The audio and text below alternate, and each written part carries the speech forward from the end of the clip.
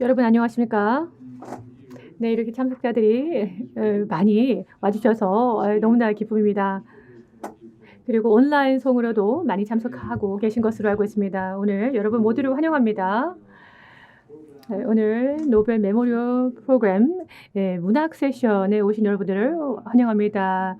네, 저는 안데르스 헥터입니다. 저는 과학과 혁신 참사관으로서 스웨덴 대사관에 근무하고 있습니다. 제가 사회자입니다.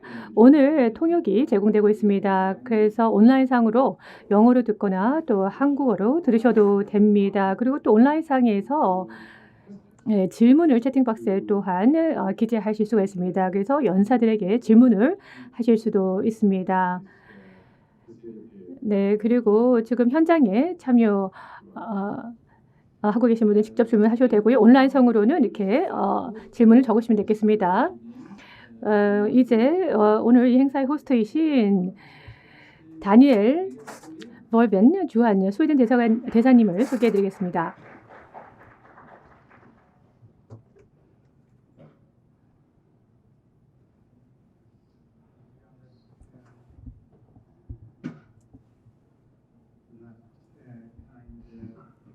네, 친절한 소개 말씀에 감사드립니다. 기빈 여러분, 오늘 여러분 모두를 이 노벨상 심포지엄에 오신 것을 환영합니다. 2022년 노벨 문학상 수상자는 아니 에르노시죠. 개인의 기억의 근원과 소외 그리고 집단적인 억압을 드러낸 그 용기가 이 수상의 이유가 되었습니다. 오늘 심포지엄은 노벨 메모리얼 프로그램의 일환으로 진행되고 있습니다. 저희 스웨덴 대사관이 세계 KTH 로열 런트 대학 우메오 대학교의 지원하에서 저희가 진행하고 있는 심포지엄입니다. 또 관계자분들도 오늘 이 자리에 함께 참석하고 계십니다. 노벨 심포지엄을 통해서 저희가 여러 가지를 하고자 하는데요. 일단 호기심을 자극하고자 하고 있습니다. 노벨상들 그 해에 또 수여된 노벨상에 대한 궁금심을 자아내고 그리고 또한 노벨상 자체에 대한 관심을 또한 증진시키고자 하고 있고요. 오늘 밤에는 특히 패널들 그리고 또 연사들 그리고 또 한국 비교문학회 측에 이 세션에 대한 지원에 감사의 말씀을 드립니다. 그리고 또한 서울대학교 측에 이렇게 저희를 환대해 주셔서 너무나도 감사합니다. 다시 한번 여러분 모두에게 감사드립니다. 오늘 이 자리에 함께하고 계신 모든 분들은 연사분들의 말씀 그리고 또 토론자분의 올해 노벨 문학상 수상에 대한 통찰을 듣고 싶으실 것 같습니다. 다시 한번 감사드립니다. 네, 대사님 감사합니다. 주한 스웨덴 대사관의 중요한 파트너로서 노벨 문학상 심포지엄을 함께 준비해 주신 한국 비교 문학회가 있습니다. 한국 비교 문학회 이형진 회장님을 무대로 모시겠습니다.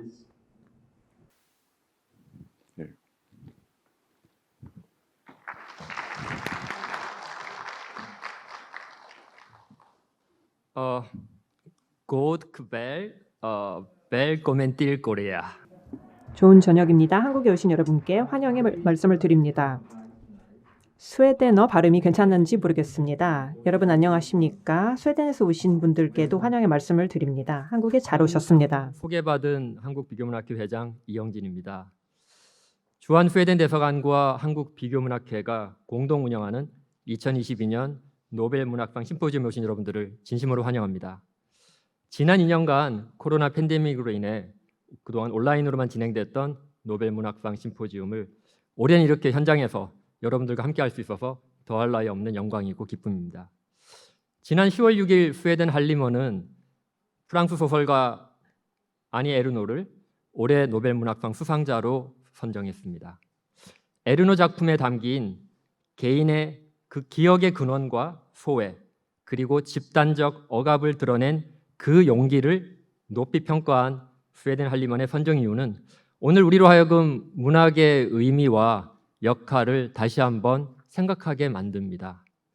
문학은 역사가 아직 다 말하지 못한 이야기를 독자들과 함께 나누는 지극히 개인적이면서도 공동체적인 공간이 되는 것 같습니다. 그리고 그 안에서 비교 문학은 어느 한 나라의 문학 이야기를 언어와 공간의 경계를 뛰어넘어 우리 모두의 이야기로 만드는 그런 소통의 역할을 수행하고 있습니다. 그런 의미에서 외국 문학을 공부하는 모든 사람들은 비교 문학자이기도 합니다. 그래서 오늘 우리는 문학이라는 공간 안에서 하나가 되어 올해 노벨 문학상 수상자인 에르노의 그 서사적 용기를 함께 나누는 시간을 가지고자 합니다.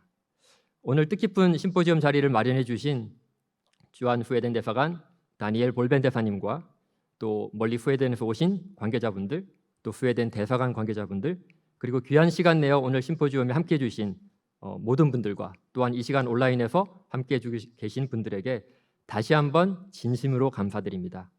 오늘 저녁 문학이 여러분과 함께하기를 진심으로 기원합니다. May literature be with you tonight. Thank you so very much. 오늘 밤 투센. 문학 여러분과 함께 하기를 바랍니다. 감사합니다. Thank you very much. 네, 감사합니다. Thank you very much, President. 네, 회장님 감사드립니다. And we have done this 저희가 노벨 메모리얼 프로그램을 여러 차례 했는데요. 올해가 3차 연도입니다. 항상 스위스 대학교들과 함께 했습니다. 저희에게서 굉장히 중요한 파트너 기관들입니다.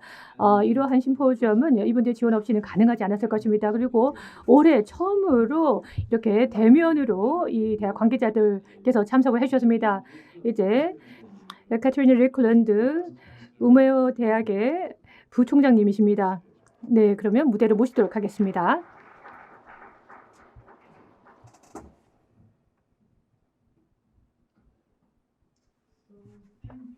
여러분 감사합니다. 대사님, 조명원 교수님들, 그리고 오랜 친구분들, 그리고 또 새롭게 만나는 한국과 스웨덴, 그리고 기타 여러 나라의 친구분들, 안녕하십니까? 왜 의학 교수를 이 노벨 문학상에 대한 소개 말씀을 부탁하셨을까라고 궁금했는데 제가 인지과학을 연구하고 있기 때문에 생각이 들었습니다. 저희는 이 기억에 대한 연구를 하고 있기 때문에 소개 말씀을 부탁하신 것 같습니다. 이 노벨 메모리얼 프로그램 2022년을 이 현장에서 서울에서 함께할 수 있게 되어서 너무나도 큰 영광입니다.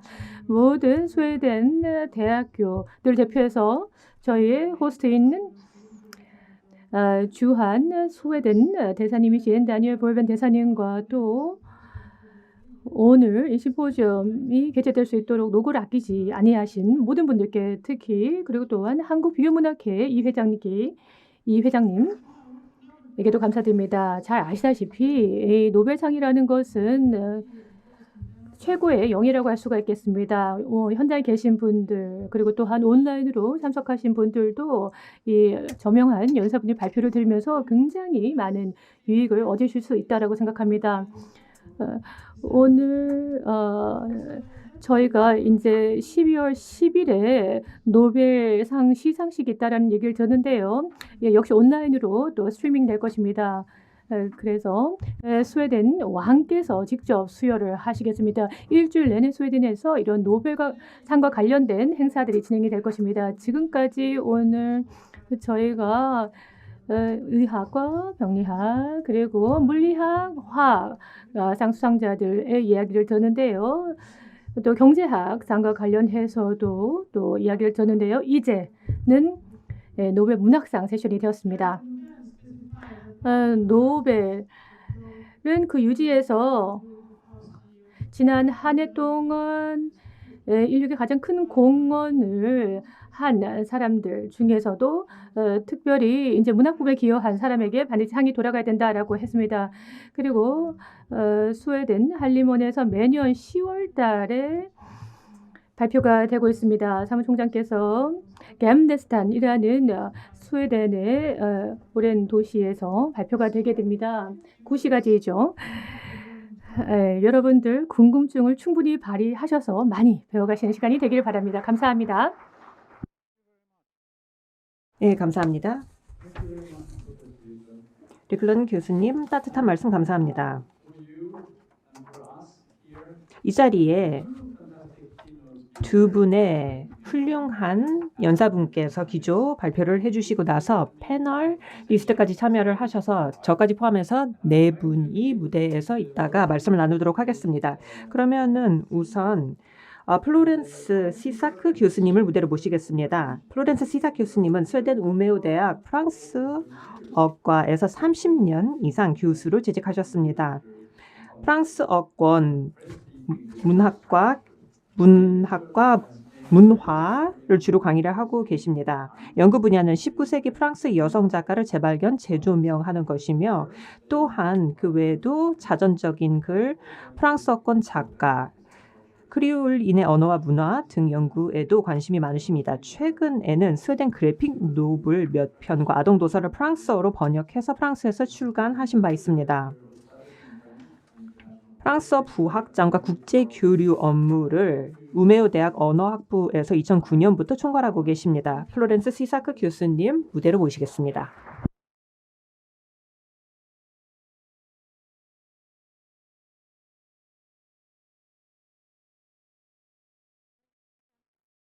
내빈 여러분, 대사님, 안녕하십니까? 저를 이 자리에 초청해 주셔서 대단히 감사합니다.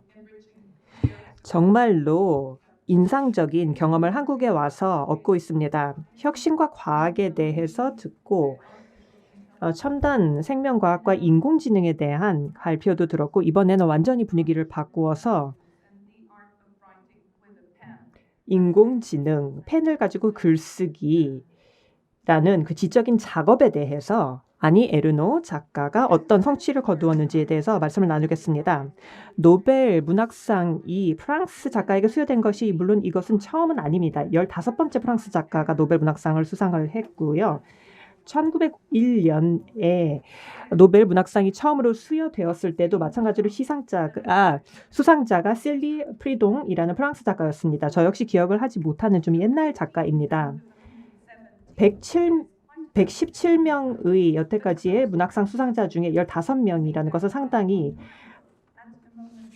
많은 비중인데요. 대부분의 수상자들은 프랑스가 지금과는 다른 어떤 문화적인 그런 우월성을 가지고 있던 시대에 상을 받았습니다. 14명은 여태까지 상을 받았던 프랑스 문학상 수상자들은 모두 남성이었고 올해 좀 달라진 점이 있다면 아니 에르노 여성 작가가 받게 됐다는 것입니다.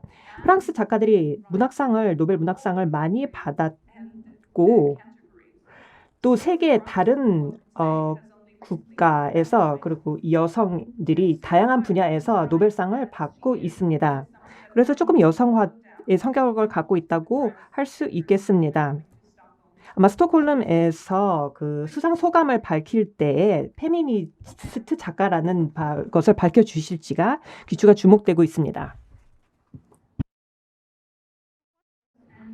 그럼 아니 에르노는 독자들에게 무슨 이야기를 하고 싶어 할까요? 작가로서 혁신을 하고 있는 작가인지 그리고 트렌드세터인지 생각을 해보자면 네 그렇다고 하겠습니다. 에드와르 루이라든가 애니와 같은 작가들이 아니 에르노로부터 영감을 얻는다고 합니다. 올해 스웨덴 할리먼에서 상을 수여하게 된 이유를 한번 살펴보겠습니다. 그 할리먼에서 내놓은 영어 번역이 완전히 제 마음에 들지는 않아서 스웨덴 원어에 좀 더 가깝게 제가 조금 교정을 해서 말씀을 드리겠습니다. 2022년 노벨 문학상은 프랑스 작가 아니 에르노에게 사적인 기억의 뿌리와 소외, 집단적 억압을 용기와 임상적 예리함을 가지고 탐구하는 것을 인정하여 수여한다입니다.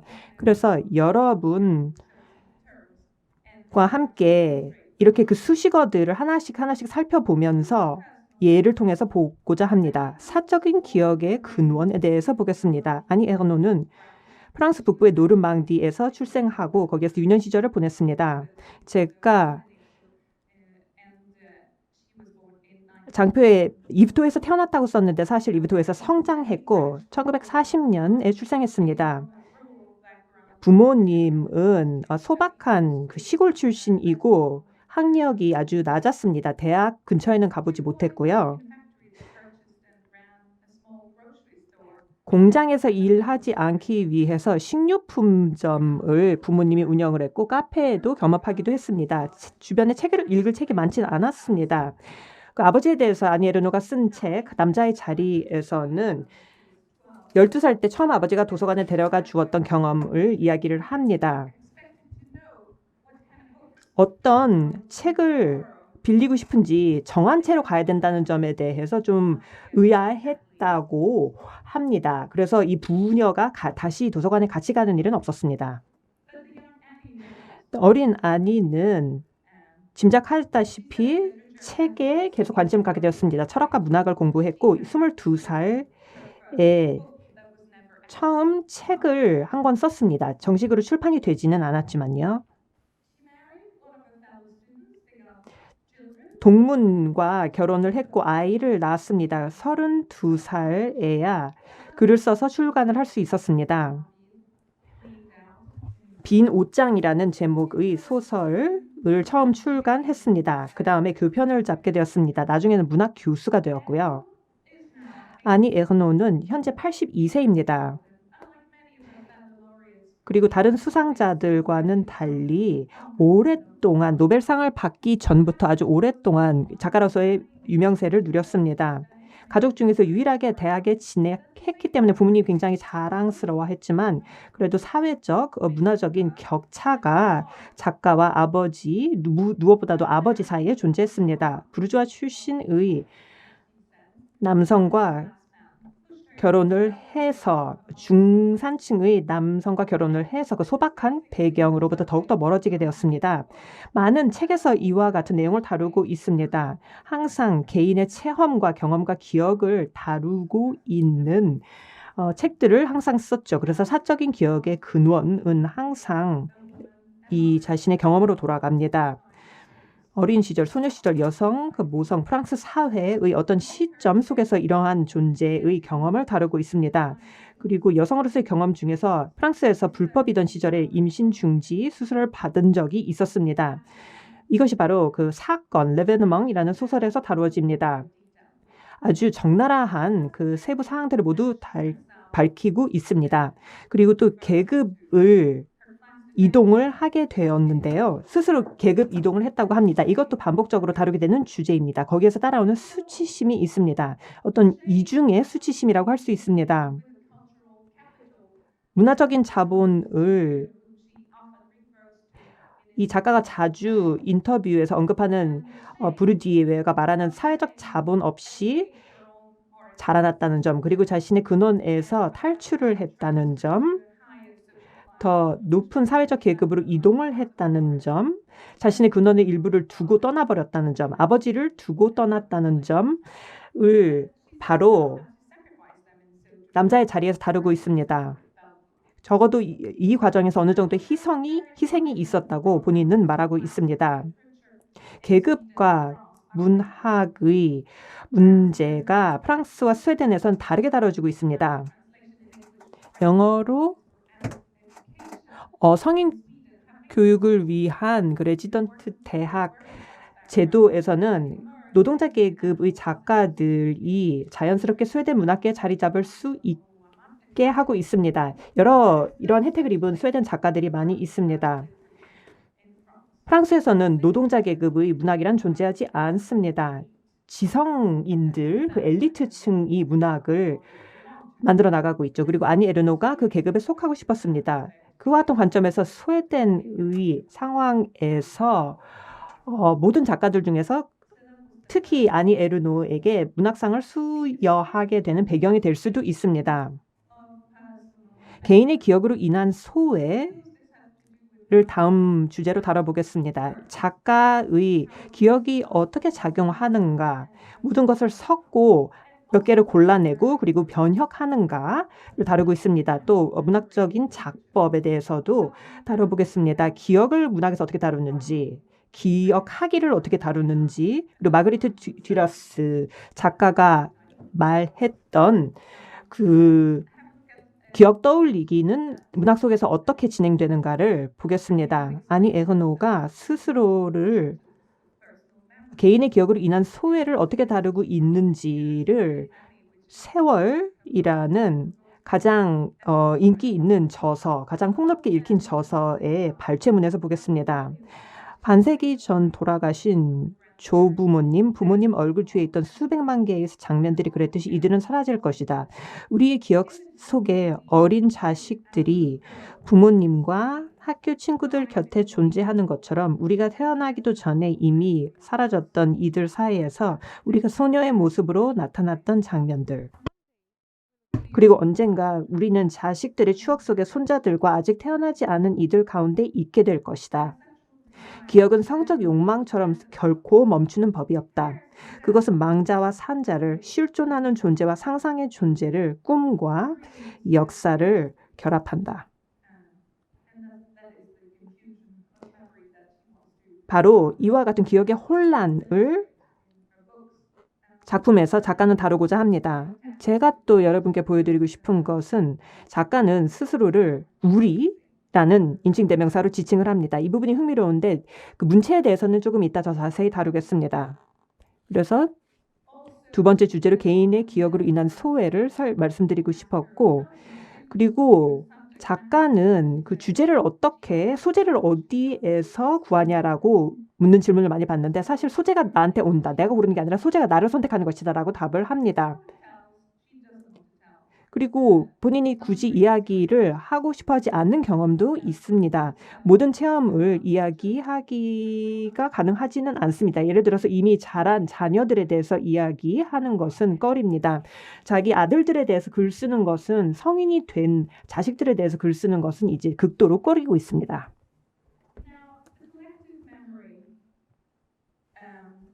이제 집단의 기억에 대해서 말씀드리겠습니다.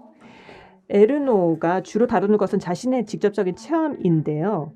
그럼에도 불구하고 사회적 자전적 소설이라는 표현을 씁니다. 자신을 사회학자로 보고 있는 것이죠. 그저 자전적 소설이라고는 표현하지 않습니다. 어떤 책을 쓰게 되는 것은 그 안에서 어떤 보편적인 그 의미가 있기 때문에 글을 쓴다고 합니다. 그래서 1인칭 서술자가 등장하는 경우는 많지 않습니다. 나라는 단어를 잘 쓰질 않습니다. 스스로를 지칭한다고 하더라도, 그리고 자신을 직접 실제로 알았던 사람들, 자신의 체험, 크리스틴 알론이 말씀하셨다시피 스스로의 이야기를 쓰지만 그럼에도 불구하고 아니 에르노에게는 많은 사람들이 공감할 수 있는 이야기를 다룹니다. 이것은 어떤 그 공감 혹은 뭐 동질화라고 할 수 있겠죠. 그리고 나는 매춘부처럼 다른 이들이 꿰뚫는다라는 굉장히 인상적인 발언을 한 적이 있었습니다. 임신 중지 수술을 70년대 받았던 경험에 대해서 쓴 그 사건 바로 이와 같은 표현이 나옵니다. 내 삶에 진정한 목표가 있다면 아마도 이것뿐이리라. 나의 육체와 감각 그리고 사고가 글쓰기가 되는 것. 말하자면 내 존재가 완벽하게 타인의 생각과 삶에 용해되어 이해할 수 있는 보편적인 무엇인가가 되는 것이다.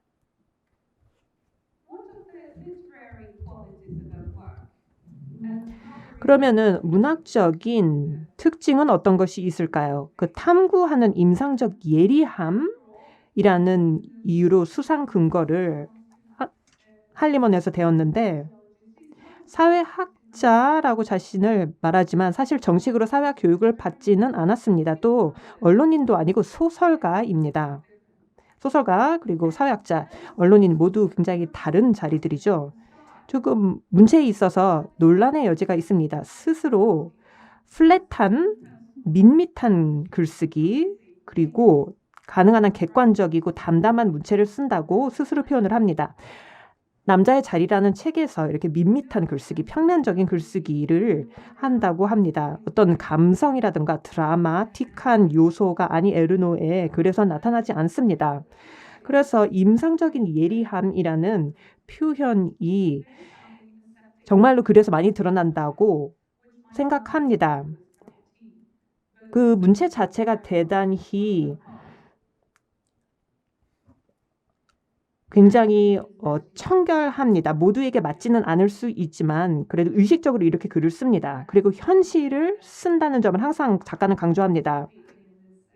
말하자면 1960년대에 그 자전적 소설이라는 그 장르가 처음 등장했을 때 그때부터 적극 참여를 했다고 할 수 있겠습니다.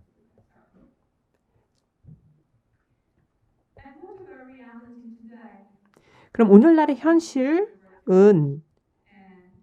작가의 작품에서 용기의 관점에서 볼 수 있습니다.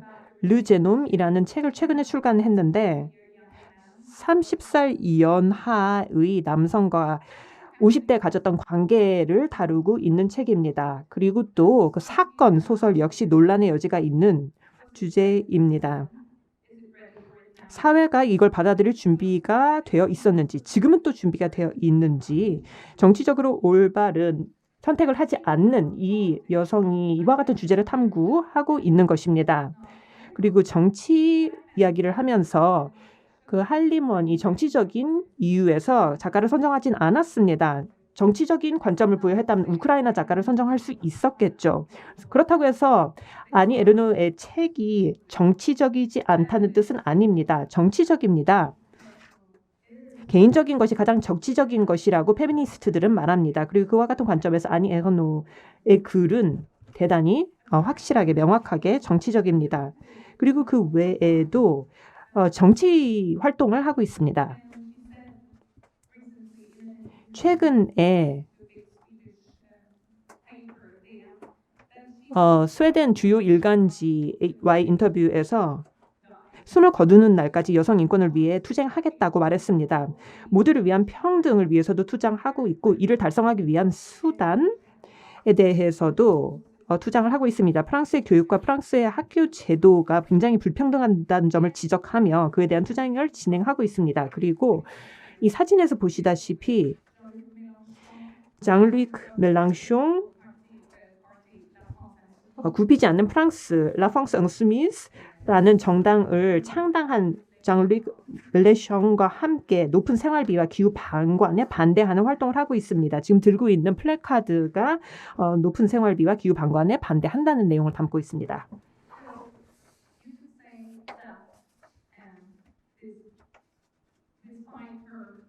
그래서 작가가 상당히 고령임에도 불구하고 여전히 우리에게 그 의미 있는 소식을 계속 들려줄 것이라고 믿어도 될 것 같습니다. 그럼 아니 에르노의 저술 중 일부를 여러분께 보여드리겠습니다. 영어로 번역이 된 책들 있고 영어로 2번 번역이 된 경우도 있습니다. 영국에서 번역된 적 그리고 미국에서 또 번역된 적이 있는 책들도 있습니다. 그 과정에서 영문 제목이 달라졌을 수도 있습니다. 그중에 일부를 제가 발췌해서 지금 저술들을 표시했습니다. 경청해 주셔서 감사합니다. 네, 감사합니다. 정말 감사드립니다. 굉장히 흥미로웠습니다. 네, 이제는 저희 다음 기조 연설자를 소개해 드리도록 하겠습니다. 강초롱 서울대학교 불문학과 조교수이십니다. 네, 서울대학교 조교수님이십니다. 저희가 여기 이제 서울대학교 있죠. 네, 교수님께서는 불어불문학과 조 교수님이시고요. 2010년도에 박사 학위를 파리 제7대학에서 취득하시고요. 박사 논문은 시몬 드 부부아르에 대한 것이었습니다. 주된 연구 분야는 프랑스 실존주의와 프랑스 문학에서의 여성의 글쓰기이며 저서로는 몇 가지가 있는데요. 아니 아르노에 대한 그러한 적작들도 있습니다. 네, 그러면 교수님 모시도록 하겠습니다.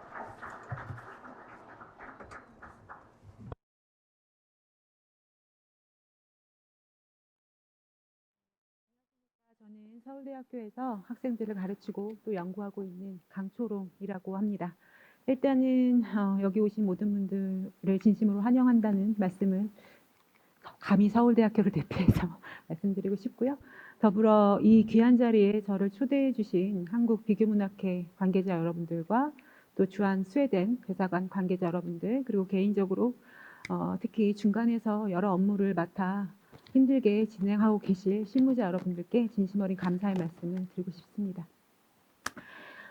일단 저는 한편으로는 굉장히 두려운 마음을 가지고 이 자리에 섰습니다. 왜냐하면 아까 사회자님께서 말씀해 주셨듯이 저는 에르노에 대해서 아주 몇 편의 논문을 쓴 연구자에 불과하고 저의 제대로 된 전공 작가는 시몬 드 보부아르입니다. 그래서 그 몇 편의 논문 때문에 이 자리에 서게 되어서 한편으로는 굉장히 부담스럽기도 하고, 또한 에르노가 아직 제대로 알려지지 않은 국내의 현실을 생각했을 때 저의 잘못된 소개가 에르노에 대한 또 다른 오해를 불러일으키지 않을까라는 우려 섞인 마음이 있었기 때문입니다. 하지만 연구자로서의 책임감을 가지고 두려움을 안고 이 자리에 섰으니까 개인적으로는 저의 어떤 좁은 식견이 여러분들만의 에르노를 발견하시고 또 만들어 나가시는데 자그마한 도움이 됐으면 하는 바람을 가지고 있습니다. 오늘 제가 여러분들께 들려드리고 싶은 에르노의 글쓰기는 바로 위반의 글쓰기입니다. 어떻게 해야 될까요? 일로 가면 될까요? 어떻게 넘기는 걸까요, 선생님? The green one. 그린런. 초록색 네, 버튼 네, 누르시면 됩니다. Thank you. You're welcome. 감사합니다. 일단은 발표의 순서는 이렇게 한번 정해봤는데요. 일단 이 한국 불문학계에서 에르노가 어떻게 인식되고 있는지를 간단하게 소개드린 후에 제가 생각하는 에르노의 글쓰기의 핵심적인 특성을 한번 설명드려볼까 합니다. 근데 사실은 아까 시사스크 선생님께서 대부분 말씀하셔서 다시 한번 보충 설명드리는 차원에서 이해해 주시면 감사하겠습니다. 기본적으로 한국 불문학계에는 그랑테크리방의 신화가 존재합니다. 그랑테크리방이라고 하는 프랑스어 표현은 영어로 치면 great writer에 해당할 것이고, 저희 한국에선 그랑테크리방을 문법적인 용어 그대로 표현하는 대신에 큰 작가라고 이해를 하고 있습니다. 이때 큰 작가라 함은 연구를 훨씬 더 폭넓게 할 수 있을 만한 작품을 쓴 그릇이 넓은 작가를 의미하는 것입니다. 특히 이제 석사 과정에 본격적으로 진입하게 되면서 학생들이 선생님들께 주로 듣게 되는 말씀은 바로 이 너희가 박사 과정에 들어갔을 때에도 연구를 계속 진행할 수 있을 만큼의 큰 작가를 골라라 라는 조언입니다. 저는 이 표현 속에 문학 정전에 대해서 한국 불문학계가 갖고 있는 엘리트주의적이고 성차별적인 어떤 편견이 함축적으로 녹아있다고 생각합니다. 바로 이러한 차원에서 특히 이 한국 불문학계에서는 특히 학생 교육에 있어서 소위 정통 프랑스 문학을 가르치는 과정에서 프랑스 본토에서 태어났고 엘리트적인 글쓰기를 쓰며 동시에 남성에 해당하는 작가의 작품들이 주를 차지하는 목록을 중심으로 교육을 진행하고 있습니다. 그 결과 예를 들어 프랑스어권 아프리카 문학이라든지 혹은 여성 문학이라든지 혹은 엘리트적인 글쓰기를 수행하지 않는 작가들의 작품은 교육의 대상에서 배제되거나 적어도 부차적인 재료의 취급을 받아오고 있는 것이 지금까지의 실정입니다. 저는 에르노야말로 이러한 한국 불문학계의 편견 어린 시선의 가장 주된 희생양이라고 생각합니다. 하지만 물론 여러분들께서 오해하지 않으셨으면 하는 바람은 뭐냐면 한국 불문학계 이런 편견이 한국 불문학계 내부에서 그 근본적인 요인이 있다고 생각하지 않기 때문입니다. 기본적으로 프랑스를 비롯한 다수의 국가들에서도 문학 정전을 바로 이 엘리트주의적이고 성차별적인 어떤 입장에 근거해서 이상적인 문학 정전에 대한 규정을 세워왔고요. 더군다나 프랑스 문학에서는 프랑스 내에서는 이런 편견이 훨씬 더 강하게 작용한 문학사의 전통이 굉장히 오랜 기간 동안 뿌리 깊게 존재해 왔기 때문에 저희 같이 이제 이방인의 입장에서 프랑스 문학에 접근하는 연구자들에게 있어서 또한 교육자들에게 있어서 프랑스 본토의 입장을 거스르면서 프랑스 문학에 접근하기란 그리 쉽지 않은 일이기 때문입니다. 그럼에도 불구하고 결국 에르노가 이러한 편견의 희생자라고 하는 것은 부정할 수 없는 사실입니다. 자, 그렇다면 에르노의 작품이 지니고 있는 어떤 특성이 이런 편견의 희생양으로 에르노를 만들었을까요? 제가 생각할 때 그 특징은 크게 두 가지로 요약할 수 있을 것 같습니다. 첫 번째는 아까 시사스케 선생님께서 말씀해 주셨듯이 에르노가 그 표현에 굉장히 잘 담겨 있다고 생각하는데 아까 시사스케 선생님 발표에 등장했던 I was penetrated by people as a whole 이라고 하는 표현, 이 표현으로 대표되는 바와 같이 에르노의 문학 작품에는 에르노 자신이 직접 경험했던 성적 경험이 굉장히 주된 소재로 빈번하게 등장합니다. 그런데 한국 불문학계 내에서는 성적 경험이란 여성 작가들이 즐겨 사용하는 그녀들의 전형적인 문학적 소재다라고 하는 편견이 강하게 자리 잡고 있습니다. 물론 여성적 글쓰기, l'écriture féminine 이라고 하는 개념, 혹은 여성성, 페미니떼라고 하는 개념 등을 앞세운 소위 프렌치 페미니즘이라고 하는 미국산 프랑스 페미니즘에 기반한 문학 비평 이론이 한국 내에서 한때 유행을 하게 되면서 90년대 말부터 2000년대 중반까지 적어도 한국 내에서는 여성의 경험을 문학적으로 재현하려는 시도가 여성 해방의 틀 내에서 굉장히 긍정적으로 조명받았던 적이 분명 있기는 합니다.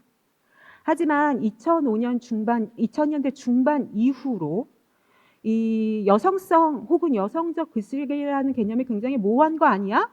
라는 목소리와 더불어서 이 여성 문학은 결국에는 여성의 문제라는 굉장히 지역적인 문제만을 다루는 문학에 불과하다라고 하는 목소리가 점점 강해지면서 여성 문학 연구가 지닌 가치를 굉장히 폄훼하는 흐름들이 강하게 등장하게 됩니다.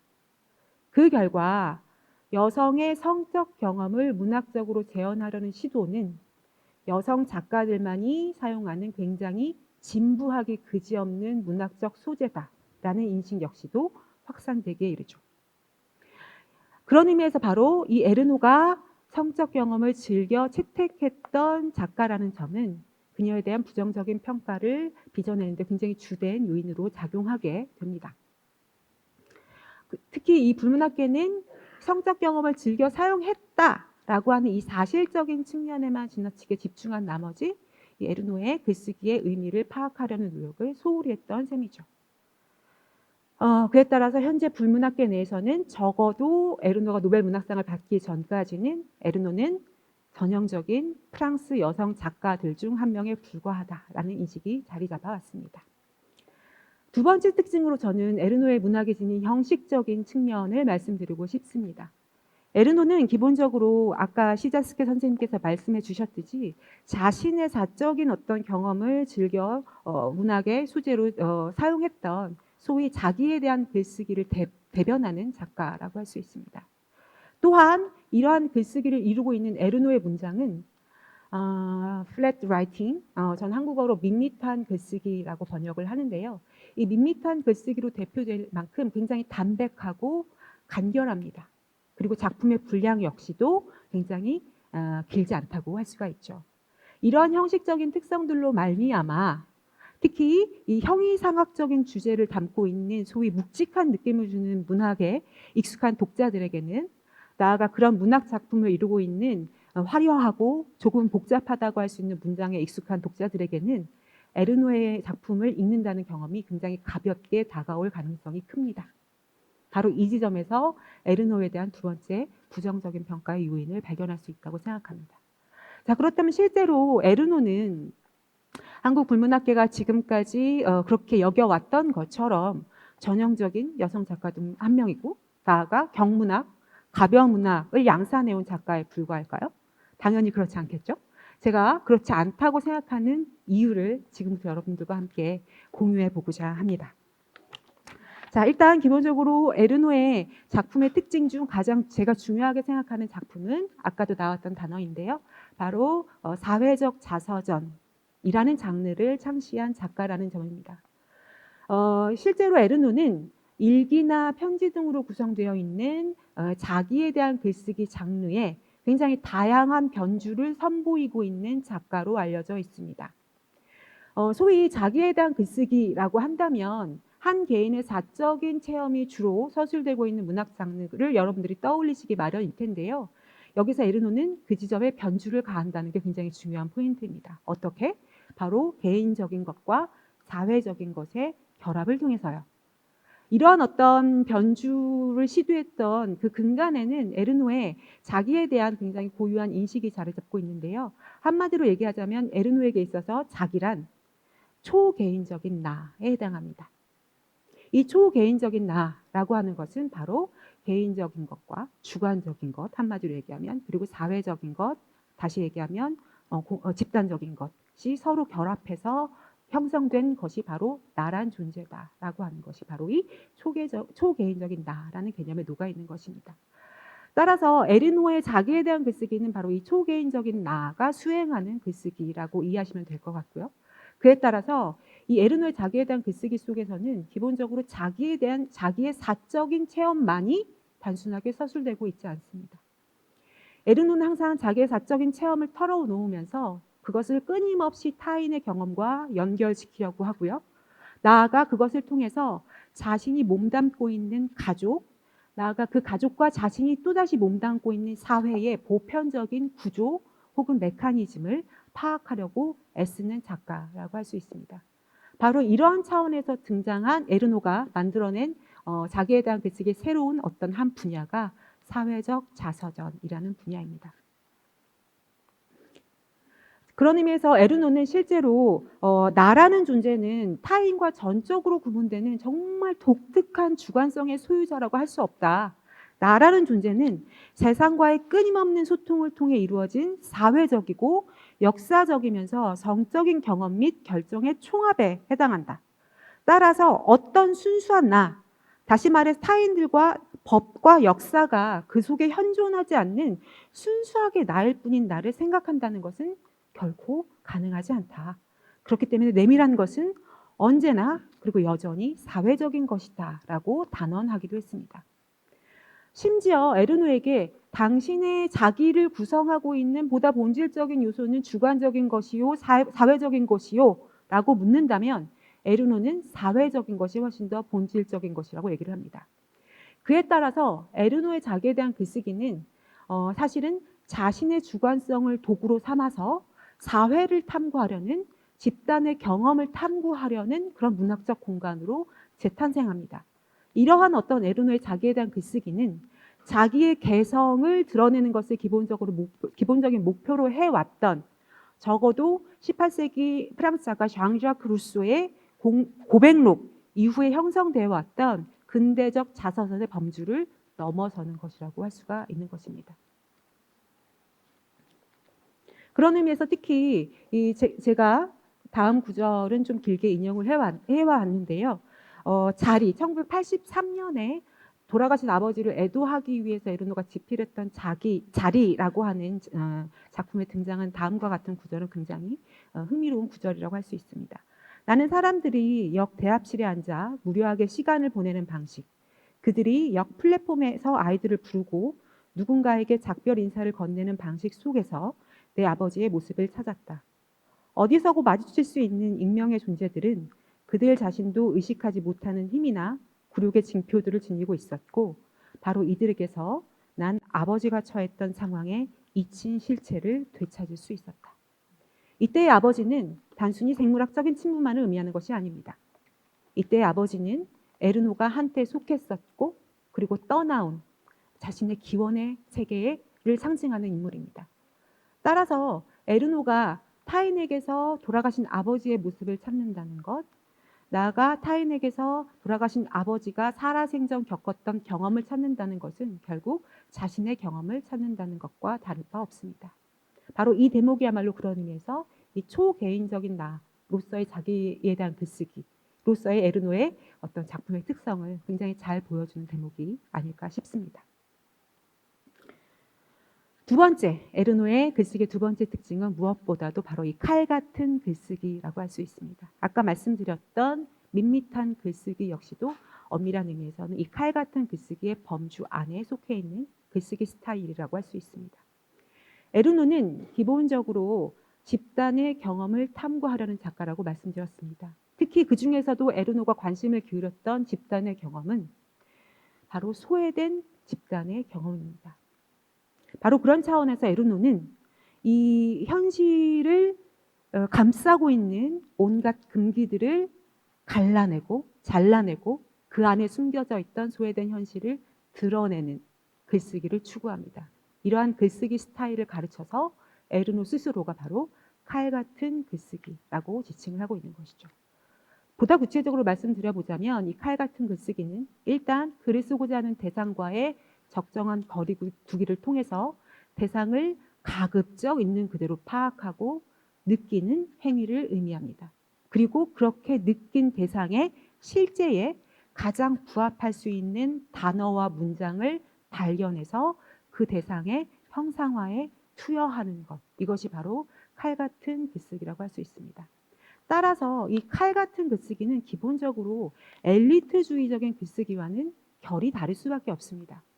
왜냐? 에르노가 볼 때 소위 진짜 문학이라고 일컬어지는 것들은 모두의 현실을 온전히 담을 수 없는 굉장히 좁은 그릇에 불과했기 때문입니다. 그렇다면 왜 이 소위 진짜 문학이라는 것이 좁은 그릇에 불과했는가? 에르노의 진단은 바로 이 소위 진짜 문학이 이때까지 취해왔던 언어가 엘리트 중심의 언어였고 이 엘리트 중심의 언어가 지닌 이 배타성이야말로 이 문학의 그릇을 좁게 만든 주된 요인이다라고 파악했기 때문입니다. 그에 따라서 에르노는 상당히 의도적으로 엘리트주의와 거리가 먼 세계의 언어를 문학의 세계로 끌어들여 옵니다. 그리고 이러한 언어를 사용해서 수행하는 글쓰기 스타일이 바로 이 칼 같은 글쓰기라고 할 수 있을 것입니다. 그리고 이 밋밋한 글쓰기는 바로 이 칼 같은 글쓰기의 대표적인 사례라고 할 수가 있겠죠. 그런 의미에서 다음 구절을 한번 제가 읽어보도록 하겠습니다. 이 구절은 마찬가지로 아까 말씀드렸던 자리의 지필을 구상하는 과정에서 에르노가 이제 자기가 어떤 작가가 되어야 하는가 그 작가로서의 사명을 밝히고 있는 대목인데요. 내게 중요한 것은 나 자신이나 주변 세계를 생각할 때 사용했던 단어들을 되찾는 일이다. 정상적인 것과 용납될 수 없는 것, 심지어 생각조차 할 수 없는 것을 말하는 것이다. 종교의 단어, 행동이나 사물과 연관된 부모의 단어, 유행의 메아리나 초가집에서의 야회 같은 잡지에서 내가 읽었던 소설의 단어 등 나를 구성했던 언어를 밝혀야 한다. 이 언어들은 기본적으로 엘리트주의와는 거리가 먼 서민들의 언어입니다. 그런데 흥미로운 것은 주류 사회의 입장에서 봤을 때 이 언어는 문학의 언어가 되기에는 정상적이지 못한 언어, 그렇기 때문에 용납될 수도 심지어 생각조차 할 수도 없는 언어로 간주됩니다. 반면에 에르노 자신에게 이 언어는 정상적인 언어로 규정되고 있습니다. 이것이야말로 바로 에르노가 엘리트 중심적인 언어, 문학의 언어에 대해 강렬하게 문제의식을 드러내는 장면이라고 할 수가 있겠죠. 바로 이런 측면에서 만약 여러분들께서 제게 당신은 에르노의 가장 중요한 독창성이 뭐냐라고 물으신다면 저는 단연코 에르노가 글쓰기에서 사용한 문학적 소재가 아니라 그 소재에 걸맞는 정확한 언어를 발굴해낸 작가다라는 점에서 에르노의 독창성을 찾아야 한다고 생각합니다. 그리고 그 대표적인 게 바로 이 칼 같은 글쓰기 스타일이겠죠. 마지막으로 이 소외된 현실을 드러내려고 하려는 에르노의 기본적인 글쓰기는 필연적으로 이 사회의 금기를 끊임없이 위반하는 글쓰기가 될 수밖에 없습니다. 바로 이러한 맥락에서 저는 에르노가 성적 경험이라고 하는 것을 문학적 소재로 즐겨 사용했던 그 이유를 이해해야 된다고 생각합니다. 에르노에게 있어서 성적 경험은 단순히 물리적인 어떤 섹스를 가르치는 것이 아닙니다. 에르노에게 있어 성적 행위는 굉장히 상징적인 의미를 갖고 있는데요. 그 상징적인 의미를 가장 잘 보여주는 작품이 적어도 제가 읽은 범위 내에서는 사진의 용도라고 하는 작품입니다. 이 사진의 용도는 2003년에서 2004년 사이에 연인 관계를 맺었던 사진작가 마크 마리라고 하는 남성과 함께 성행위를 나누기 직전 혹은 나눈 후 남겨진 흔적들을 사진으로 찍고 그 사진에 대한 단상을 적어 내려간 글입니다. 이 작품에서 에르노는 자신의 어떤 정적인 경험을 굉장히 솔직하게 드러내는데요. 그래서 한편으로 굉장히 포르노그래피적이기도 합니다. 그런데 이 포르노그래피적으로만 규정하는 것, 이것이 굉장히 에르노의 글을 제대로 이해하지 못한 반응이라면 이 글을 자세히 읽다 보면 사실은 이 글은 성적 행위를 글쓰기 행위로 규정하면서 자신이 어떤 방식으로 글을 쓰는가, 자신의 글쓰기 원리에 대해서 설명하고 있는 작품으로 읽을 가능성이 굉장히 큽니다. 특히 에르노는 일단 이 작품에서 성적 행위를 위해서 옷을 벗는 행위를 현실을 어떤 그 사회적인 백그라운드를 벗어던진 채 개별적인 존재자들이 있는 그대로의 모습으로 서로 만나고 접촉하는 일종의 소통 행위로 그려내고 있습니다. 그에 따라서 이 성적 행위는 각각의 어떤 개인들 서로 각자의 비밀을 간직하고 있던 개인들이 자신들의 비밀을 상대방에게 오픈하고 서로 만나는 굉장히 능동적인 소통 행위로 그려지게 되는 거죠. 이것이야말로 바로 아까 말씀드렸던 에르노의 글쓰기의 목표라고 할 수 있고, 실제로 이 작품에서 에르노는 그런 측면에서 나에게 있어서 글쓰기란 일종의 새로운 에로틱한 행위에 해당한다라고 밝히기도 했습니다. 그런 의미에서 마지막으로 이 구절 좀 길게 인용해 보도록 하겠습니다. 그가 이 사진들과 이 밤의 표식들에 대해서 글을 쓰기 시작했다는 생각을 하면 지금까지도 낯선 감정이, 육체적이면서도 지적인 흥분이 나를 채운다. 그것은 우리가 나눈 비밀이자 일종의 새로운 에로틱한 행위이다. 하나가 되는 동시에 분리되는 행위로서의 글쓰기, 나는 우리가 그보다 더 나은 것을 함께할 수 없을 것이라고 생각한다. 가끔 이 행위는 나를 두렵게 한다. 자신의 글쓰기 공간을 개방한다는 것은 자신의 성기를 내놓는 것보다 더 폭력적이다. 작업 과정에서 그에게 자리를 마련해 주지 않기 위해 시행했을, 그리고 아마도 이미 시행했겠지만 무의식적인 전략에는 무엇이 있을까? 단어와 문장을 견고하게 만들고 문단의 이동을 불가능하게 만들기. 여기서 에르노는 글쓰기 행위를 타인에게 자신을 개방하는 행위로 규정하고 있습니다. 그렇기 때문에 이 글쓰기 행위는 한편으로는 커다란 두려움을 자아내기도 합니다. 따라서 에르노에게서 글쓰기는 자신을 드러내는 것을 가로막는 이 두려움을 극복하고 감내하면서 타인과 만나려 노력하는 그 과정에 해당할 것입니다. 바로 이러한 측면에서 에르노의 글쓰기는 나와 타인을 서로 분리시키는 세상의 모든 장벽을 뛰어넘는 위반의 행위로 규정될 수 있을 것입니다.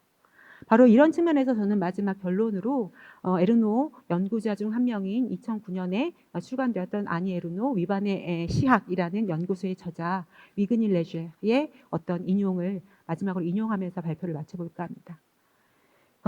에르노는 나와 타인 간의 경계, 젠더 및 사회계층, 문화코드 간의 경계, 그리고 공적인 측면과 사적인 측면 간의 경계를 뛰어넘었던, 그리고 뛰어넘고 있는 작가다라고 말이죠. 네, 그럼 오늘 제 발표는 여기까지 하도록 하겠습니다. 경청해 주셔서 감사합니다. Thank you very much. 네, 감사합니다. 무대에 같이 착석을 해주시면 감사하겠습니다. 그리고 티사스크 교수님께서도 무대에 오르셔서 제 옆에 앉아주시면 감사하겠습니다. 또 패널분 한 분을 모시겠습니다. 강우성 교수님 무대에 올라오셔서 의자에 착석해 주시면 감사하겠습니다. 강우성 교수님은 서울대학교 영문학 비교문학 교수로 재직하고 계십니다. 연구 분야로서는 미국 문학, 문화, 미학의 정치학, 비평이론, 정신분석학, 영화이론, 아시아 영화를 다루고 계시며 그리고 저술이 정말 많으신 교수님이십니다. 잘 오셨습니다. 정말로 흥미로운 발표 2개를 잘 들었습니다. 발표를 들으면서 이해해야 될 부분이 굉장히 많았는데요. 강 교수님께 먼저 여쭤보겠습니다. 우선 자전적인 글쓰기 그리고 수치심 그리고 모욕에 대해서 여쭤보고 싶습니다. 아니 에르노 작가가 글을 쓸 때 수치심 그리고 그 모욕을 많이 다룬다고 나와 있는데요. 그걸 어떻게 다루고 계신지를 좀 여쭤보고 싶습니다.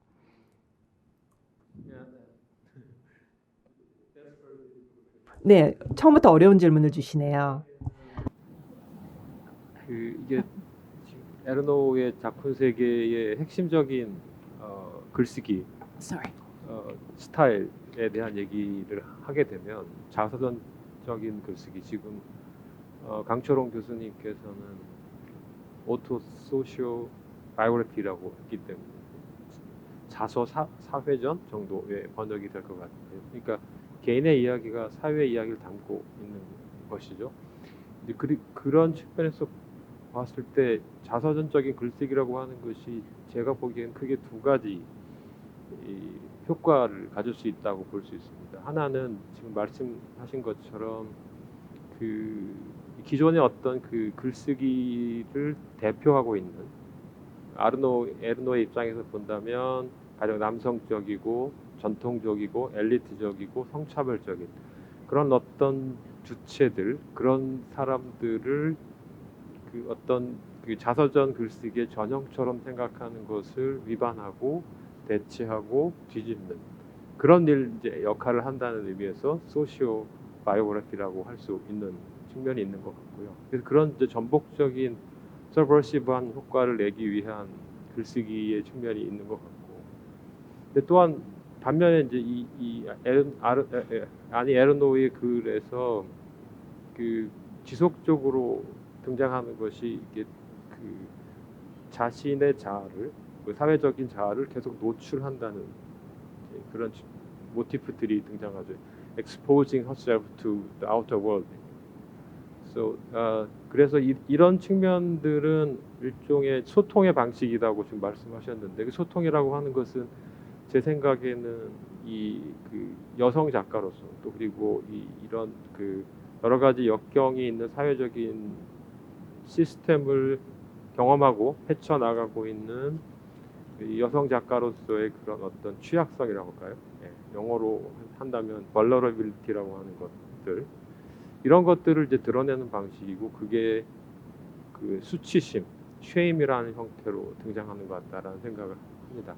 그래서 이 쉐임이라고 하는 것은 사실 제가 보기엔 조금 더 생각을 해본다면 일종의 소통의 방식이기도 하지만, 또 다른 한편으로 보면은 그 본인의 이 부끄러움과 수치심을 드러냄으로써 사실은 수치심을 받아들이지 않으려고 하는 그런 식의 그 자기에게 그 수치심을 강요하는, 강요된 수치심을 받아들이지 않으려고 하는 어떤 제스처이기도 하다는 겁니다.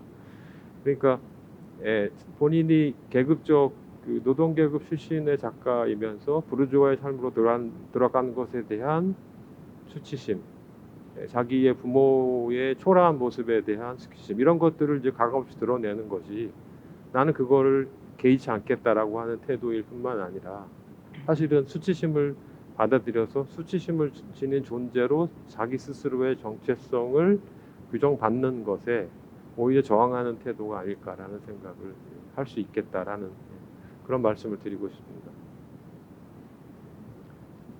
So it's 사회적인 수치인 것이죠. 어떤 개인적인 수치라기보다는 그 인간이 느낄 수 있는 그러한 수치보다는요. 그리고 이것이 그녀의 부모와도 연관이 되어 있는 것입니다. 왜냐하면 부모님은 그래도 뭐 카페도 있었고요. 뭐 그렇게 가난한 것 같아 보이지도 않고요. 네, 부르주아 계층은 아니었다라고 생각합니다. 네, 부르주아 아닙니다. 절대 아닙니다. 네, 흥미롭군요. 네, 그래서 어떤 부모의 어떤 그러한 역사가 그 어떤 수치심의 원인이었다라는 것이죠. 그러한 배경을 그녀도 이제 이어받았기 때문이다라는 것이죠.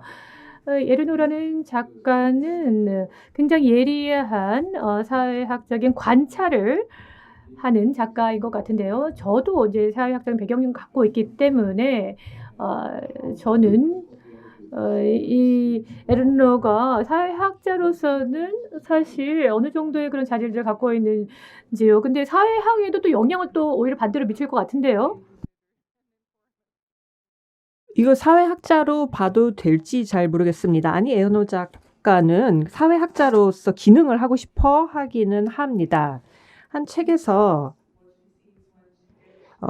Exterior라는 그 외부라는 책에서는 파리에서 근무를 하면서 그 누벨 뉴타운이라는 곳에서 프랑스 파리 외곽의 도시에 도시를 가지고 있습니다. 그리고 오고 가면서 지하철에서 사람들을 관찰을 하고 아주 예리하게 세부적으로 관찰을 합니다. 그런데 어디에도 참여하진 않고 관찰자로만 존재합니다. 자신이 보는 것을 묘사를 하는 것이 바로 작가가 원하는 것입니다. 과의 친연성에 대해서는 연구가 굉장히 많이 되어 있습니다. 특히 에르노 그 아버지의 죽음을 애도하게 쓰인 그 라플라스 자리라고 하는 작품과 이어서 썼던 어머니의 죽음을 애도하게 썼던 윈팜 한여자라고 하는 작품은 프랑스의 사회학자 피에르 부르디에의 이론, 특히 아비투스라고 하는 개념이 굉장히 주요하게 다뤄지고 있는 피에르 부르디에의 사회학 이론과 상호 텍스트성을 인정받고 있는 게 보편적인 그 연구자들의 입장이고요.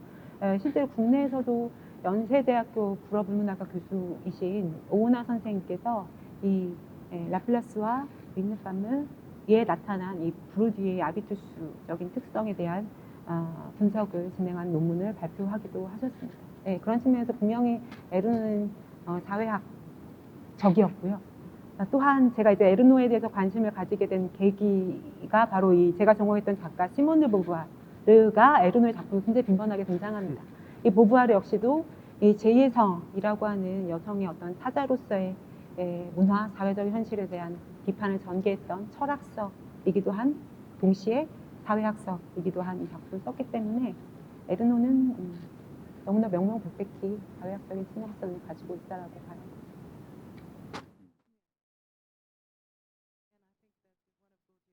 부르디유의 가장 유명한 저서가 에르노의 묘사에서도 마찬가지로 그 내용이 나온다고 생각합니다. 프랑스 사회는 어떤 태도를 재생산하고 있다는 것입니다. 소박한 출신의 가정에서 태어나면은 결국 작가가 되거나 교수가 되는 것은 대단히 어렵다는 점을 지적하고 있습니다. 계급 사회가 잘 표현이 되어 있죠. 자기가 태어난 계급에서 벗어나기가 어렵다는 것을 알 수가 있습니다. 부르디유로부터 영감을 많이 받은 작가죠. 그렇다면 아니 에르노 작가는 자신이 찾아낸 시사점들과 관찰한 결과를 인간의 조건으로 일반화해서 표현을 하고 있는 것인지, 혹은 여기는 별로 관심이 없고 그냥 자신의 관찰한 내용을 쓰고 독자인 우리가 여기에서 어떤 보편성을 찾는 것은 독자의 몫이라고 생각을 하시는지요? 근데 제 생각에는 이제 아니 에르노에 대해서는 작가가 가장 좋아하는 것은 독자들의 후기, 독후감 편지를 받아보는 걸 그렇게 좋아한다. 작가의 글 속에서 나 자신을 발견했다라는 독후감을 받는 걸 정말로 좋아한다고 합니다. 이제 경험이 보편적이라는 것을 작가들 반응을 통해서 알 수 있으면 잘 썼다고 만족감을 얻는 것 같습니다. 아까 말씀드렸던 밋밋한 글쓰기, 칼 같은 글쓰기로 의 범주에 속한 이 밋밋한 글쓰기의 가장 중요한 특성이, 죄송합니다, 산만해서 밋밋한 글쓰기의 가장 중요한 특성이 바로 이 가치 판단을 중지한 상태의 글쓰기라고 할 수 있거든요. 그런 측면에서 아까 사회자님께서 질문해 주셨던 그 generalize 하려고 하느냐, 그건 절대 아닙니다. 이 밋밋한 글쓰기는 generalize 하는 것이 아니라 그냥 reveal, 드러내는 행위라고 할 수 있고요. 그런 의미에서 독자들에게 자신이 발견한 현실을 드러냄으로써 그렇게 드러난 현실에 독자들이 각각의 내면에 갖고 있는, 기억 속에 갖고 있는 현실을 수용하기를 권하는 글쓰기라고 할 수 있습니다. 그래서 실제로 에르노의 작품을 읽다 보면 저와 너무나 다른 문화권에 속한 작가인데요. 제가 읽었던 어떤 프랑스 문학보다도 제가 발견할 수 있는 현실이 너무나 가득한 작품이에요. 예를 들면 좀 길게 대답해도 괜찮을까요? Excuse me. 제가 가장 좋아하는 작품은, 그리고 국내에서 번역되어 있는 작품 중에 가장 훌륭한 번역이라고 생각하는 작품은 윈드팜, 한여자, 정혜용 선생님께서 번역하신 한여자라는 작품인데요. 사실 에르노에의 이 밋밋한 글쓰기라는 문체를 살리는 것이 번역 시에 굉장히 어렵습니다. 대부분의 번역가 선생님들께서, 제가 감히 번역을 평가할 입장은 아니지만 대부분의 번역가 선생님들께서 범하시는 오류가 에르노의 글은 뭐 아버지의 갈색 점퍼, 금이 간 신발, 이런 식으로 구문이 진행이 돼요. 문장화되지 않아요. 그런데 그것을 다 문장화시킵니다. 그 순간 감동은 사실은 완전히 3분의 2 정도가 날아가 버리는 것이거든요. 그런데 이 윈드밤의 번역자 선생님들만은 적어도 이 번역 문체를 살리셨습니다. 그런데 이 작품을 읽으면서 그 번역에 있어서 굉장히 제가 놀랐지만, 거기서 이제 어머니가 돌아가시는 장면이 있어요. 어머니가 이제 요양원에서 알츠하이머에 걸려서 마지막을 이제 겪기 직전에 에르노가 이제 엄마의 성기를 우연히 보게 되거든요. 근데 그 성기가 이제 완전히 죽음 직전의 성기이기 때문에 털이 다 빠지고 소녀, 아기의 성기가 되었더라는 거예요. 그 글을 딱 읽으면서 저는 제 돌아가신 할머니의 성기를 보았던 제 경험을 떠올리게 됐고요. 나아가 그 과정에서 에르노가 느꼈던 엄마에 대한 어떤 갈등적인 감정, 미워하기도 하고 너무 사랑하기도 하고 미안하기도 하고 한편으로 원망스럽기도 하는 그 감정 같은 것들이 에르노가 가치 판단 없이 그냥 드러내기만 했는데 저에게 엄청난 그 감동을 주었던 기억을 아직도 품고 있고, 읽으면 읽을수록 새로운 점이 굉장히 많이 발견되는 작품입니다. 그런 의미에서 절대 일반화하지는 않는다. 다만 드러낸다. 그렇기 때문에 독자 각자가 발견할 수 있는 어떤 감동의 몫은 각기 다르면서도 또 클 것이다 라고 감히 말씀드리고 싶습니다.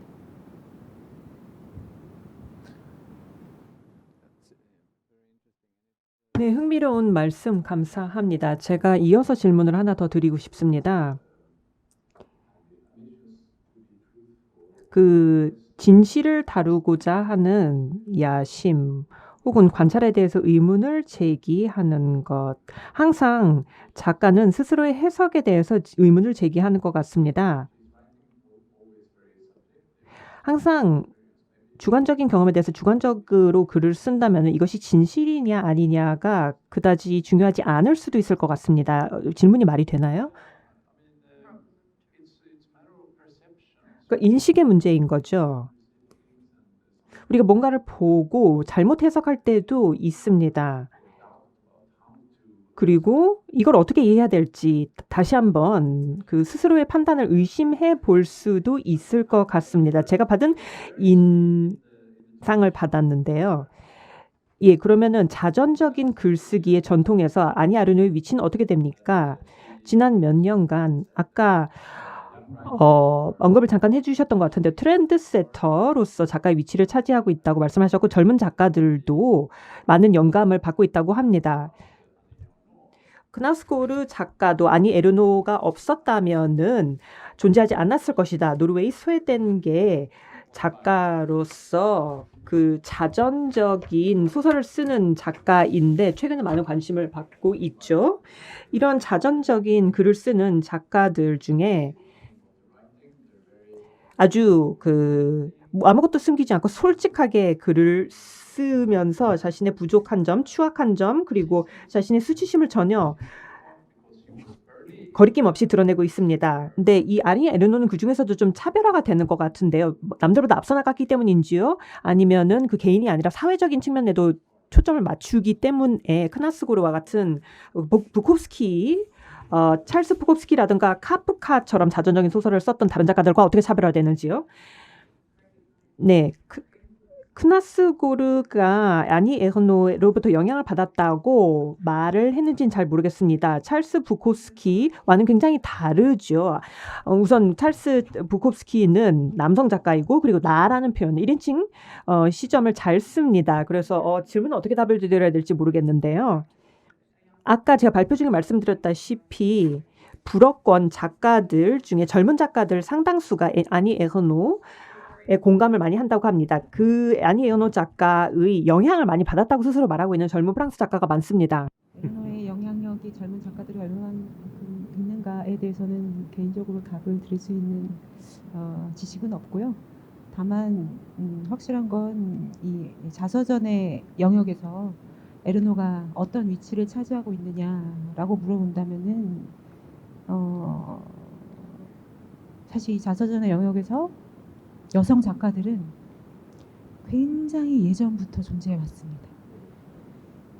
그런데 그렇게 존재했던 여성 작가들이 존재했구나라고 인정을 받게 된 건 20세기 후반입니다. 문학으로서요. 그 어떤 그런 의미에서 굉장히 섹시스트적인 편견이 강하게 작용했던 분야, 문학 분야가 이 자기에 대한 글쓰기 분야라고 했을 때 에르노가 사실은 그 에르노의 첫 번째 작품이 빈 옷장 아구마빗라고 하는 작품인데 이 작품이 낙태에 대한 이야기예요. 그런데 이 낙태에 대한 이야기, 굉장히 어떻게 보면 수치스럽고 내밀한 이야기를 읽어보면 내밀한 것만으로 그때부터 이미 풀지 않았다라는 거. 이거 자체가 사실은 에르노가 굉장히 일찍부터 이 자서전적 글쓰기에 굉장히 어떤 쇄신을 의도했다고 얘기할 수는 없지만 그때부터 그 싹을 지금까지 계속 키워오고 있지 않는가. 그게 이제 결실로 맺어진 게 아닌가라고 개인적으로 말씀드리고 싶습니다.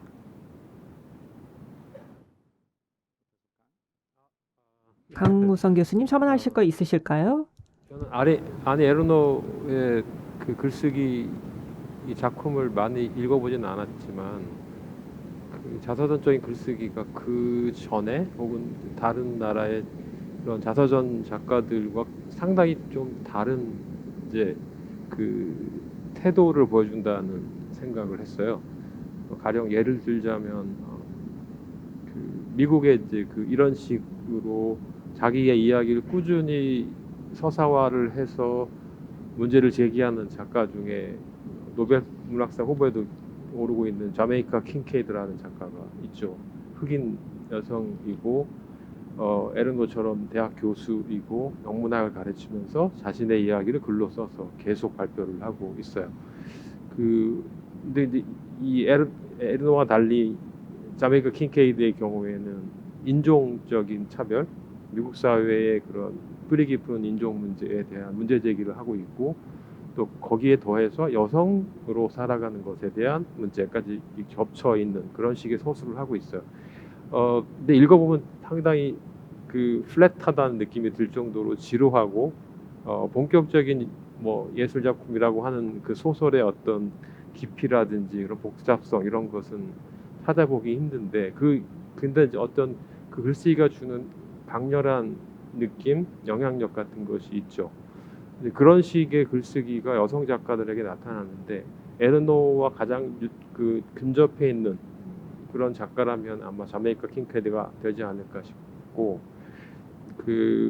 제가 읽은 에르노의 그 느낌은 이게 본인의 상처를 드러내고 그것을 사람들에게 공개하는 이유가 아까 잠깐 말씀드렸지만 스스로가 그런 상처를 받아들이고 부끄러움을 느끼지 않겠다는 어떤 태도의 표현 같다라고 말씀을 드렸는데, 그러니까 큰 차원에서 보면 약간 정신분석학적인 표현들을 쓰자면 이 자신의 경험을 일종의 어떤 트라우마적인 서사로 만드는 것을 단호하게 거부하는 게 아닌가라는 생각이 들었어요. 그러니까 여성이고 불우한 환경에서 이런 일을 했던 경험 자체가 다른 사람들에게 하나의 어떤 빅팀, 희생자의 서사 이런 것으로 받아들여지는 것을 단호하게 거부하는 것 같고 그 대표적인 특징이 제가 보기에는 가족 서사를 써내면서 이게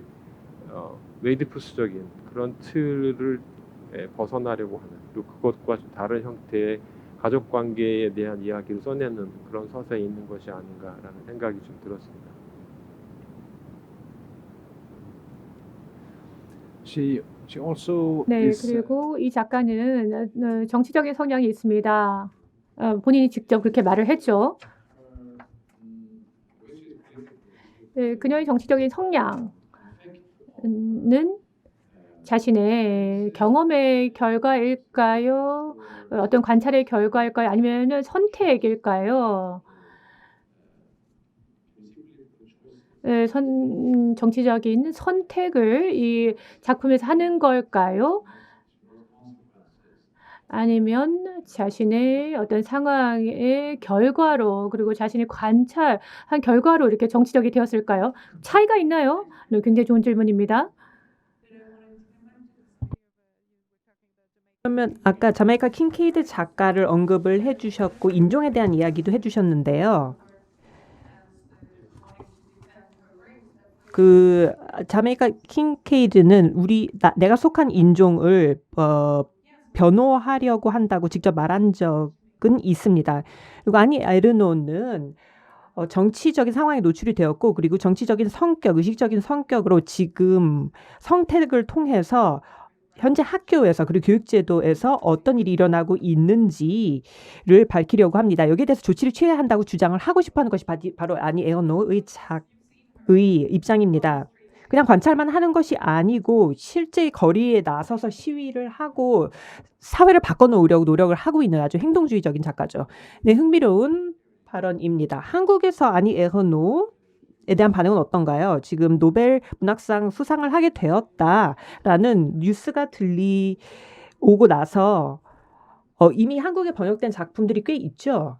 사실 작가에 대한 이 한국의 문제에 반응은 어떤지요? 대해서는 저는 한국의 언론을 그리 긍정적으로 보지 않기 때문에 긍정적인 대답이 나올 수는 없는데요. 일단은 그 에르노의 문학상 소식이 들려온 그날 밤 수많은 기자분들의 전화를 받았고 제가 그냥 밤에 정신없는 경황에 몇 마디 떠들었던 것을 그냥 받아 적으셨고 그런 기자들이 대부분이었고요. 그나마 이제 경향신문 기자분께서는 그 국내에서 발표된 논문들을 실제로 다 읽어보시고 시간을 두시고 천천히 글을 쓰셔서 발표한 굉장히 좋은 기사가 있습니다. 반면에 사실 제가 오늘 이걸 좀 보여드리려고 갖고 왔는데 제가 가장 이거야 문제적이다. 이건 문제적이다 라고 생각했던 기사는 조선일보 기사인데요. 이 조선일보 기사는 문제라고 생각하는 게 굉장히 시간을 두고 발표된 기사예요. 심지어 그 기자분께서 작품을 직접 읽고 쓰신 기사예요. 그 노력은 굉장히 저는 주목할 만하다고 생각합니다.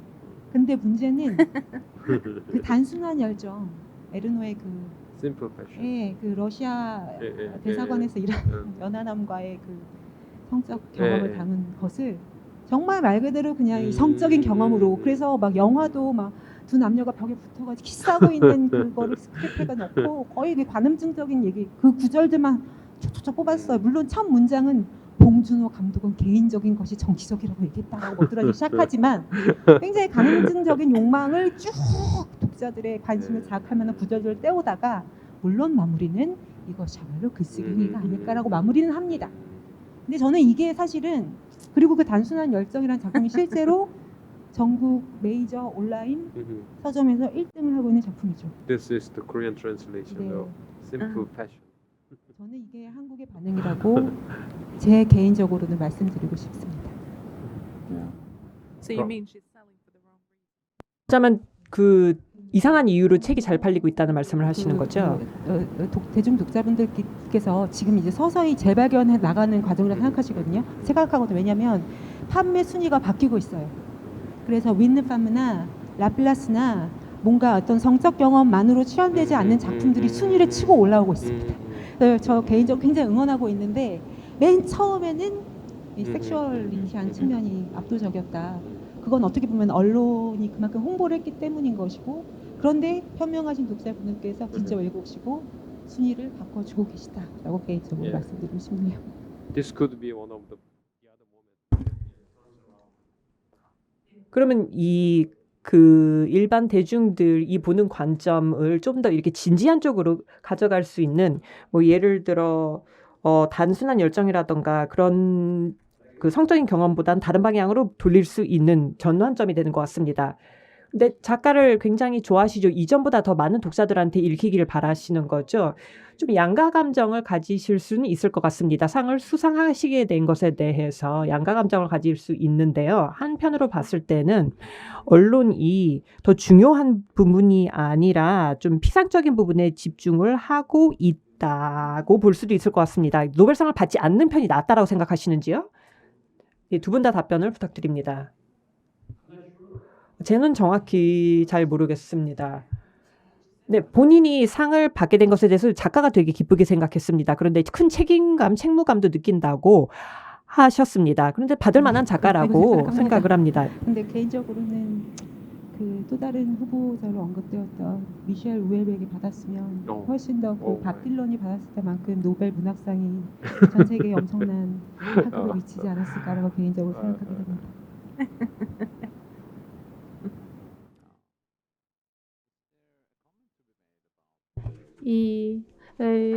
그와 관련해서 노벨상에 대해서 혹시 하실 말씀이 있나요? 물론 이제 뭐 경쟁에 관한 것은 아니고 이렇게 공헌에 대해서 수여되는 상인데요. 정말 놀라운 성과들에 대해서 수여되는 상입니다. 물론 이제 편견이 있을 수 있겠지만 특히 이 엘러에 대해서 전문가시니까 좀 편견이 있을 수도 있겠습니다만, 네, 위원회가 좋은 선택을 했다고 생각하십니까? 좋은 선택이라고 생각합니다. 최선의 선택이었고 어떻게 보면은 노벨 문학상 위원회가 가지고 있는 선택지에서는 최선이라고 생각합니다. 네, 굉장히 좀 시니컬한 대답이네요. 근데 다른 한편으로는 저는 이 상의 수상에 입각해서 어떤 작가의 자격을 논하는 것을 그리 바람직하지 않다고 생각합니다. 따라서 저는 개인적으로 이 노벨 문학상의 수상이 에르노에 대한 관심을 촉발시킨 것은 매우 감사하게 생각하나 에르노가 노벨 문학상 작가로만 기억되지는 않기를 개인적으로 바라고 있습니다. 제가 오늘 사실은 대사관 직원분께 약간의 어떤 무례한 거절을 했는데 아침에 이제 어떤 매체에서 인터뷰를 원한다고 이제 대사관 측에 연락을 주셨는데 제가 거절했거든요. 왜냐하면 질문의 내용이 그럼 한국 작가가 노벨 문학상을 잡기는 어떻게 해야 되는지 등등에 관련된 That's dumb 질문이어서 question.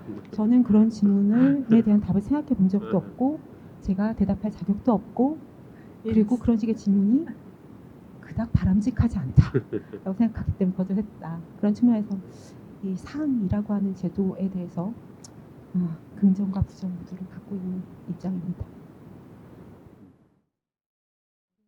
죄송합니다. No, I don't think anyone. 아니요, 그것을 무례하다고 받아들인 사람은 없을 것 같습니다. 제가 질문을 드리는 이유는 또 다른 질문을 드리고 싶기 때문입니다. 자리에 학생들이 많이 계시고 또 온라인으로도 문학에 관심이 많은 학생들이 시청을 하고 있을 겁니다. 특히나 그 노벨상 수상 작품에 대해서 관심이 많이 있을 텐데요.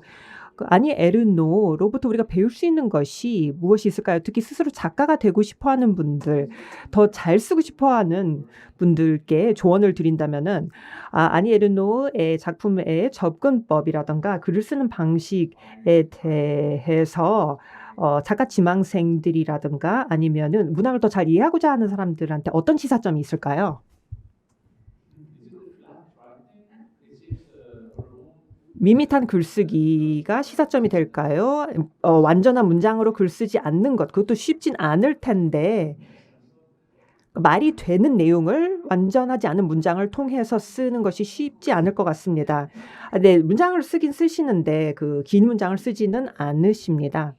그러면은 그 예리한 글쓰기, 거의 시적인 효과를 갖게 되는데요. 굉장히 짧으면서도 굉장히 명쾌하게 의미를 드러내고 있지요. 그래서 아주 날카로운 칼처럼 다른 모든 것들을 불필요한 것들을 걷어내고 글을 쓰는 것이 이런 작법이 바로 그걸 더 잘 이해하기 위해서 한번 모방을 해볼 만한 의미가 있는지 여쭤보고 싶습니다. 학생들이 글을 쓰고 싶다면은 다른 사람의 글 아니 에르노의 방법을 모방하기보다는 자기만의 방법을 알아내는 것이 필요하다고 생각을 합니다. 우연히도 제가 이번 학기에 그 교양 수업에서 학생들과 에르노의 원전 읽기 수업을 하고 있습니다. 물론 그 수업에 학교가 제시한 목표는 외국어 실력을 늘리는 것인데요. 그런 의미에서 에르노의 글이 불어 문장을 정확하게 번역하기에 굉장히 좋은 문장입니다. 복잡하지 않기 때문에. 그런데 이것에 국한된 것이 아니라 그만큼 비어 있어요. 글이, 내용이. 그래서 저는 그 비어 있는 행간들을 학생들과 토론을 통해서 채워나가는 교육이 굉장히 가능한 텍스트이고, 그래서 굉장히 수업하기에 재밌고 학생들과 이야기가 많이 나눌 수 있는 좋은 교재이면서 동시에 저 역시 학생들과 대화를 하면서 저 역시 또 새롭게 배워갈 수 있는 그런 어떤 상호적인 교류가 가능한 교육 교재가 아닌가라고 개인적으로 생각하고 있습니다.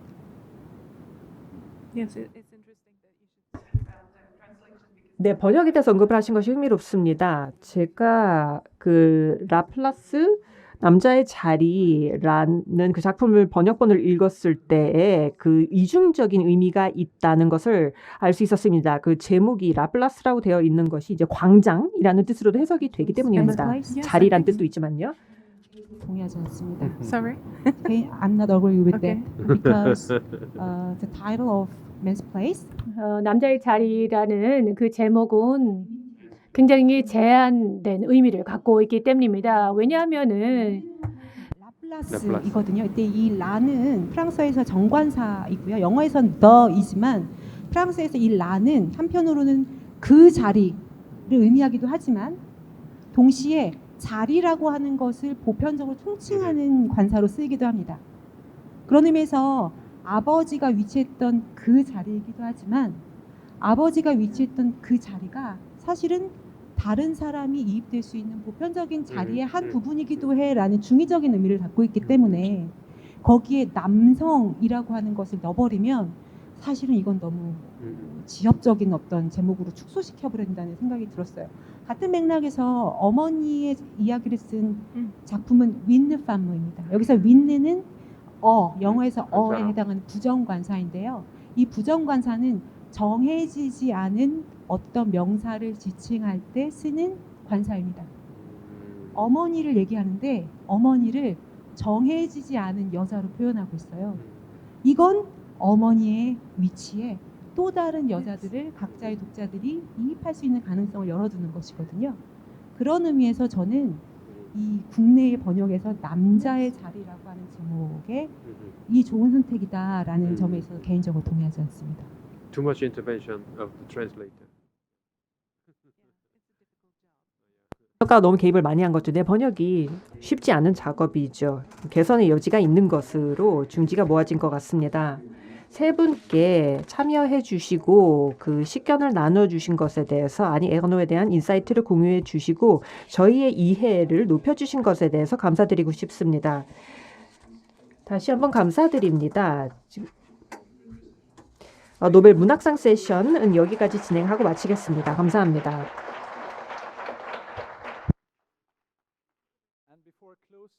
마무리를 하기 전에 마무리를 하는 차원에서 다시 한번 무대로 카트린 릭룬드 우메어 대학교 부총장님을 모시겠습니다. 마무리 인사를 해주시겠습니다.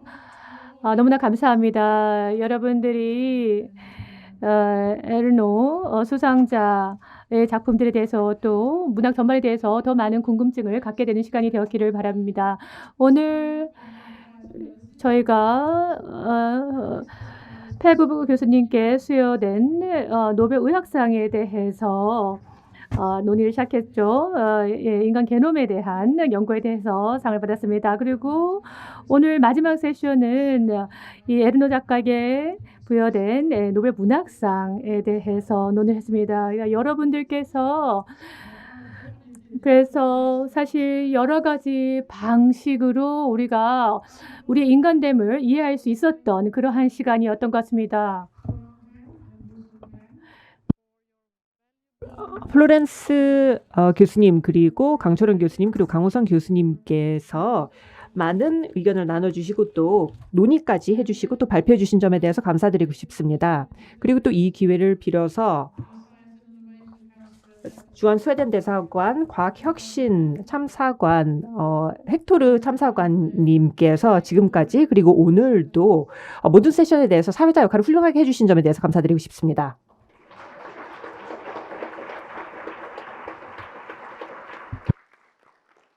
And a great thank you. 네, 그리고 또한 참석자 모든 분들께 감사드립니다. 현장에 계신 그리고 온라인으로 참석하신 모든 분들께 감사합니다.